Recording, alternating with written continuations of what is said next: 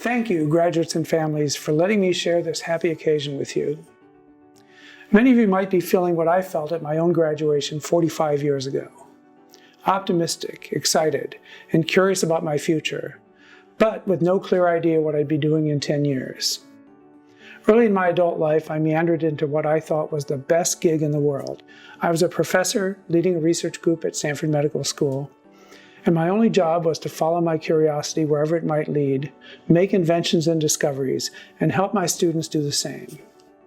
As a scientist, I was constantly looking around for new mysteries and new areas to explore, so that time and again, I was back to being a beginner, an outsider, in a new field and tackling a new problem I didn't know how to solve.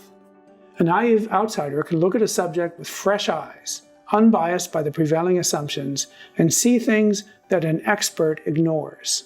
Stanford really was a dream job, and I was having a blast.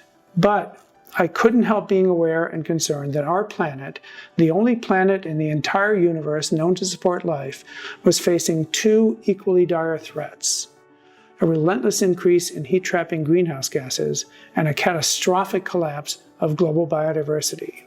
I guess I subconsciously assumed that somebody else, some benevolent entity more qualified than me, was responsible for saving us from all these disasters.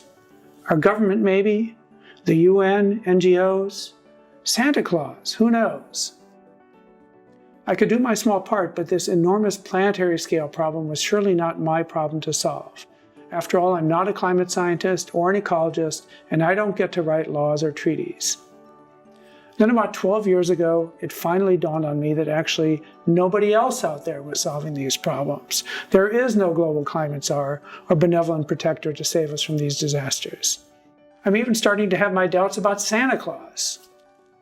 Our society and our planet are facing many difficult problems, and we all need to recognize that nobody owns the job of solving them any more than you do. What can we do about it?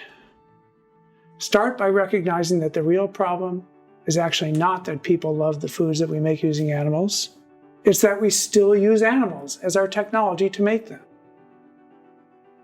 I was pretty sure that with a scientific approach, we could understand the biochemistry that underlies the flavors and textures and other valued properties well enough to create meat, fish, and dairy foods from sustainable plant ingredients that are more delicious, nutritious, and affordable than anything today's animal-based technology can make.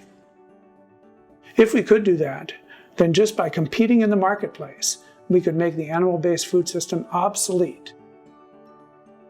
There was one little problem, though.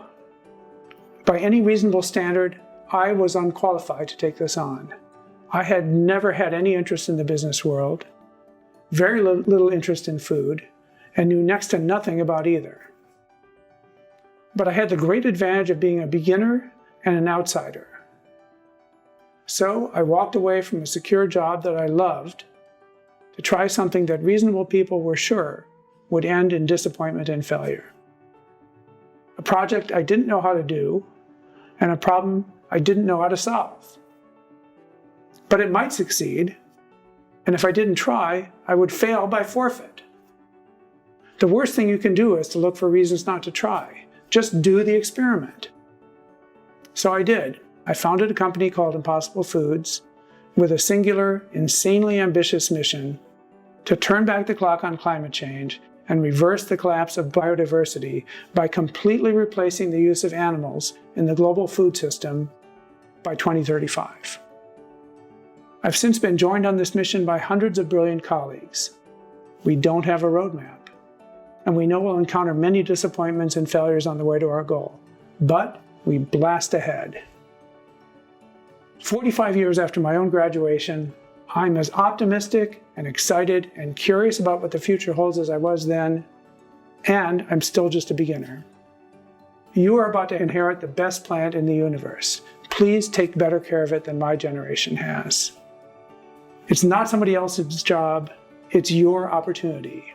And now, congratulations, you've done it, you've graduated. Your future is waiting for you. Make it count.